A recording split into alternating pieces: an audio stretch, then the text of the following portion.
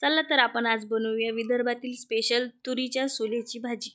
सर्वप्रथम कढईमध्ये आपण थोडेसे कराळे भाजून घेऊया। कराळे खरपूस भाजल्यानंतर त्यामध्ये आपण तुरीचे सोले सुद्धा भाजून घेऊया। तुरीचे सोले मस्तपैकी भाजल्यानंतर त्यामध्ये आपण थोडासा लसूण घालूया। नंतर ते चांगल्या प्रकारे परतून घेतल्यानंतर काढून घेऊया। काढून घेतल्यानंतर त्यामध्ये थोड्याशा मिरच्या भाजूया।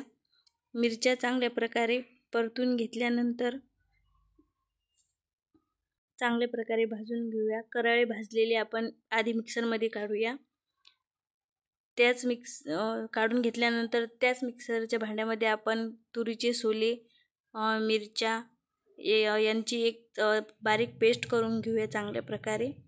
थोडंसं पाणी घालूया। नंतर पेस्ट आपली तयार आहे। त्यानंतर कढईमध्ये थोडंसं तेल घालूया।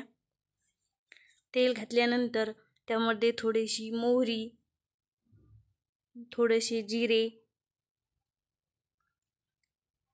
थोडासा कढीपत्ता सुद्धा टाकूया।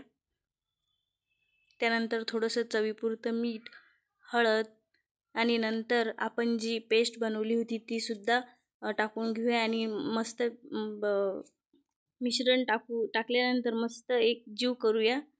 पूर्णपैकी चांगल्या प्रकारे एकजीव झाल्यानंतर त्यामध्ये आपण थोडंसं पाणी घालूया। म्हणजे आपल्याला जशी भाजी लागेल तेवढं पाणी घालूया।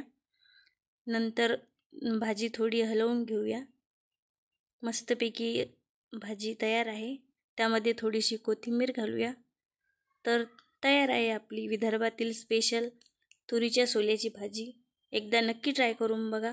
आवडल्यास लाईक, शेअर, सबस्क्राईब। थँक्यू।